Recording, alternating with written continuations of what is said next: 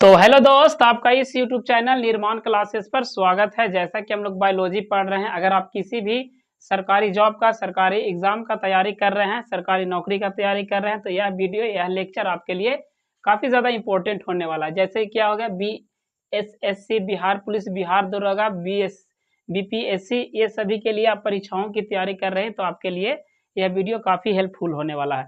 तो चलिए, हम लोग क्या समझ रहे हैं, हम लोग समझ रहे थे पिछले क्लास में प्रोकैरियोटिक और यूकैरियोटिक सेल में हम लोग अंतर को समझे थे, अंतर के बारे में पढ़े थे कि प्रोकैरियोटिक सेल में क्या और यूकैरियोटिक सेल में क्या होता है। तो सबसे पहले हम लोग वहीं से स्टार्ट करेंगे। और आज का जो हम लोग का क्लास है दोस्त, आज का क्लास में क्या पढ़ना है, कोशिका यानी कि सेल के मुख्य भाग के बारे में पढ़ना, जिसमें से जो हमारा आज का टॉपिक रहेगा वह रहेगा कोशिका भित्ति, यानी कि उसे इंग्लिश में कहते हैं सेल वॉल। तो आज का जो क्लास हम लोग को पूरा सेल वॉल पे डिपेंड है, इसको हम लोग अच्छे से आज हम लोग समझने का प्रयास करेंगे। और जो पिछले क्लास में हम लोग पढ़े थे उसका थोड़ा हम लोग रिवीजन करते हुए उसको एंड कर देंगे। तो पिछले क्लास में हम लोग क्या पढ़े थे, प्रोकैरियोटिक प्रोकैरियोटिक प्रोकैरियोटिक कोशिका, प्रोकैरियोटिक कोशिका और यूकैरियोटिक कोशिका में अंतर पढ़े थे। क्या दोस्त, यूकैरियोटिक कोशिका में अंतर, यूकैरियोटिक कोशिका। तो इन दोनों में हम लोग क्या पढ़े थे, इसके अंतर के बारे में पढ़े थे। और इससे पीछे हम लोग इसके डिफिनेशन, इससे रिलेटेड जो भी टॉपिक, जो भी इंपॉर्टेंट पॉइंट्स बनते थे, वे सभी के बारे में हम लोग सबसे इसके पीछे वाले क्लास में डिस्कस कर चुके हैं। तो अगर आप रेगुलर बेसिस पे वीडियो को नहीं देख रहे हैं तो उसको देखिए, वहाँ वॉच कीजिए, जिससे आपको बहुत ज़्यादा बेनिफिट और बहुत ज़्यादा क्या आएगा, तो नॉलेज होगा। तो चलिए हम लोग आज समझ लेते हैं जो पिछले क्लास में पढ़े थे उसके बारे में। प्रोकैरियोटिक कोशिका सबसे पहले समझते हैं कि इसमें कौन से जगत उपस्थित होते हैं। तो इसमें जो होते हैं मोनेरा जगत के जो जीव होते हैं वह इसमें प्रेजेंट होते हैं। यानी कि मोनेरा जगत के जो जीव होंगे, जैसे कि जीवाणु, आर्कीबैक्टीरिया, नील हरित शैवाल, PPLO, उसमें क्या मिलते हैं, उसमें प्रोकैरियोटिक कोशिका मौजूद होती है, प्रोकैरियोटिक कोशिका मौजूद होती है। और सबसे महत्वपूर्ण बात क्या दोस्त, कि इसमें जो होता है प्रोमिस, क्या होता है, प्रोमिस आपका प्राचीन हो जाएगा, क्या हो जाएगा, प्राचीन। और कैरियोटिक मिस क्या होता है दोस्त, तो केंद्रक। तो क्या होता है, केंद्रक। तो प्राचीन में केंद्रक पहले, यानी कि केंद्रक था, क्या था, सुस्पष्ट, इसमें केंद्रक नहीं पाया जाता था। किसमें, इसमें जो केंद्रक पाया जाता था, सुस्पष्ट केंद्रक नहीं पाया जाता था, इसमें केंद्रक न के बराबर होता था। लेकिन यूकैरियोटिक में क्या हम लोग समझे, यूकैरियोटिक में क्या हो जाएगा, आधुनिक आधुनिक आधुनिक। और कैरियोटिक में क्या होता है, केंद्रक, क्या होता है, केंद्रक। तो अब वाला में क्या होता है, अब वाला में यूकैरियोटिक कोशिका, यानी कि इसमें स्पष्ट केंद्रक पाया जाता है। तो इसका सबसे महत्वपूर्ण अंतर क्या था, पहला अंतर क्या है कि प्रोकैरियोटिक कोशिका में सुस्पष्ट केंद्रक नहीं पाया जाता है, जबकि यूकैरियोटिक कोशिका में सुस्पष्ट केंद्रक मौजूद होते हैं, प्रेजेंट होते हैं। और इसमें केंद्रक झिल्ली नहीं उपस्थित होती है, जबकि इसमें केंद्रक झिल्ली उपस्थित होता है। इसमें केंद्रकाव उपस्थित नहीं होता, इसमें केंद्रकाव उपस्थित होता है। और दूसरा जो महत्वपूर्ण हम लोग समझे थे इसके अंतर के बारे में, कि इसमें जो झिल्ली युक्त कोशिकांग होंगे दोस्त, किसमें, प्रोकैरियोटिक सेल में जो झिल्ली युक्त कोशिकांग होते हैं इसमें प्रेजेंट, यानी कि मौजूद नहीं होते हैं, किसमें, प्रोकैरियोटिक वाले सेल में। लेकिन वहीं पे हम लोग यूकैरियोटिक कोशिका को देखे थे, तो यूकैरियोटिक कोशिका में इसमें झिल्ली युक्त कोशिकांग मौजूद होते हैं। तो झिल्ली युक्त कोशिकांग किसे कहते हैं, जिस कोशिकांग का जिस अंग में क्या पाया जाता है, झिल्ली पाई जाती है, उसी को हम लोग क्या कहते हैं, झिल्ली युक्त कोशिकांग कहते हैं। क्या कहते हैं, झिल्ली युक्त कोशिकांग कहते हैं। जैसे में हम लोग क्या समझे थे, सबसे पहले माइटोकॉन्ड्रिया को एम से सूचित किए हैं। उसके बाद क्या हो जाएगा, ER को क्या कहते हैं, इंडोप्लाज्मिक रेटिकुलम। उसके बाद हम लोग क्या समझे थे, झिल्ली युक्त कोशिकांग में प्लास्टिड, क्या समझे थे, प्लास्टिड का हिंदी क्या होता है, लावक। तो लावक में भी क्या पाया जाता है, झिल्ली पाया जाता है। सॉरी, इसमें नहीं पाया जाता है दोस्तों, इसमें नहीं लिखेंगे, इसमें सभी को पाया जाता है। क्या, सबसे पहले क्या आता है इसमें, झिल्ली युक्त कोशिका में माइटोकॉन्ड्रिया। उसके बाद क्या होता है, ER इंडोप्लाज्मिक रेटिकुला, यानी कि अंतःप्रदवी जालिका। क्या, अंतःप्रदवी जालिका। उसके बाद क्या आता है आपका गोल्जी बॉडी, क्या आता है, गोल्जी बॉडी। उसके बाद क्या है, प्लास्टिड। उसके बाद क्या है, प्लास्टिड। उसके बाद क्या आ जाता है आपका, एक तो महत्वपूर्ण सबसे बात आएंगे, क्या, केंद्रक केंद्रक केंद्रक। उसके बाद क्या आता है, लाइसोसोम। तो ये सभी जो कोशिकांग है, ये सभी में क्या होती है, झिल्ली पाई जाती है तो इसको झिल्लीयुक्त कोशिकांग कहते हैं। तो ये जो झिल्लीयुक्त कोशिकांग है इसमें उपस्थित नहीं होते हैं, जबकि इसमें उपस्थित होते हैं। और तीसरा हम लोग अंतर क्या समझे थे, महत्वपूर्ण अंतर, कि इसमें क्या होता है 70S प्रकार के राइबोसोम मिलते हैं और इसमें 80S प्रकार का राइबोसोम मिलते हैं।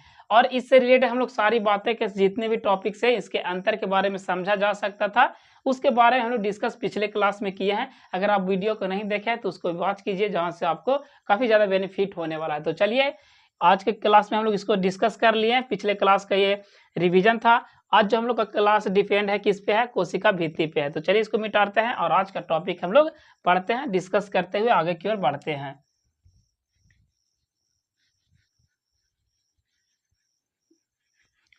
तो आज हम लोग को क्या पढ़ना है दोस्त, हेडिंग में आप देख रहे हो क्या पढ़ना है, कोशिका सेल के मुख्य भाग, यानी कि सेल में क्या क्या भाग, इसके सेल क्या क्या चीज से मिलकर बना है, उसके एक एक भाग के बारे में समझना है। तो चलिए सबसे पहले हम इसके सेल के डायग्राम को छापते हैं और उस डायग्राम में देखते हैं कि इसके कौन कौन से पार्ट हैं, उसके कौन कौन से भाग हैं जिसके बारे में हम लोग को अध्ययन करना है। और सबसे पहला जो पार्ट है वह क्या है, तो आपका कोशिका भित्ति। तो आज हम लोग कोशिका भित्ति के बारे में समझते हुए चलेंगे।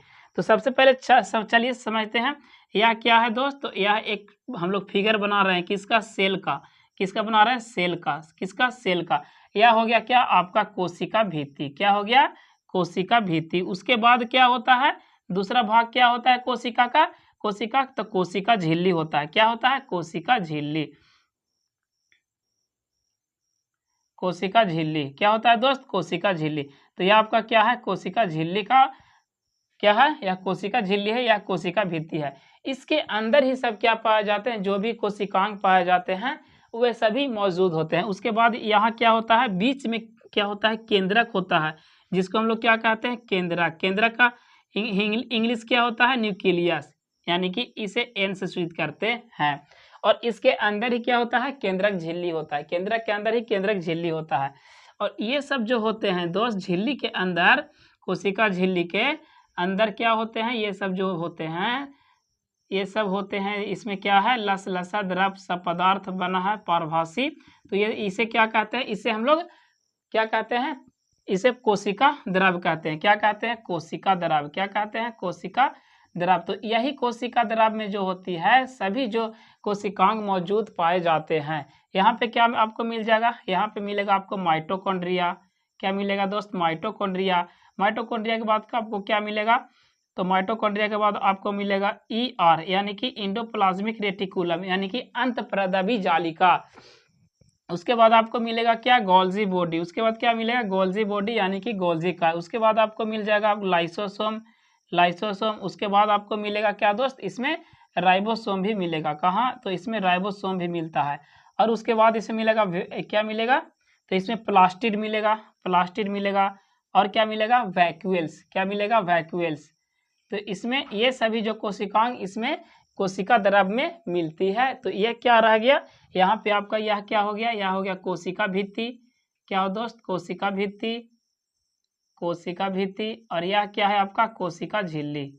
कोशिका झिल्ली के बारे में, कोशिका झिल्ली। कोशिका झिल्ली। और इसमें क्या पाया जाता है, इसके केंद्रक के अंदर ही क्या पाया जाता है, केंद्रक के अंदर ही पाया जाता है केंद्रक झिल्ली। क्या है, कोशिकांग में माइटोकॉन्ड्रिया, अंतःप्रदवी जालिका, गोल्जी बॉडी यानी कि गोल्जी का, लाइसोसोम, राइबोसोम और प्लास्टिड इसमें पाए जाते हैं। तो आज जो हम लोग का समझना है इतना भाग सेल के बारे में, इसमें हम लोग को पढ़ना है। लेकिन आज जो डिस्कस करने वाले हम लोग सबसे इसके बाहरी परत को, किसके बारे में, तो कोशिका भित्ति के बारे में आज हम लोग डिस्कस करने वाले हैं।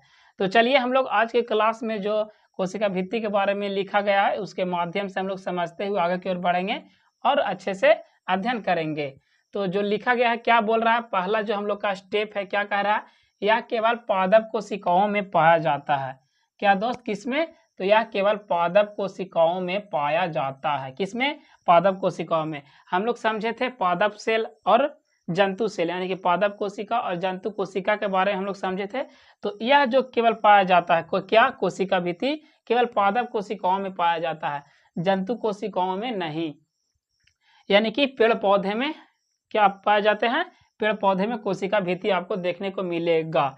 और जंतु कोशिकाओं में हम लोग क्या हो जाते हैं, हम लोग जैसे आ जाएंगे तो हम लोग में केवल क्या होता है, कोशिका भित्ति नहीं पाया जाता है। हम लोग में क्या मिलेगा, तो कोशिका झिल्ली हम लोग में मिलेगा। और पादप कोशिका में क्या होता है, कोशिका भित्ति भी मिलता है, कोशिका झिल्ली भी उसमें प्रेजेंट होता है।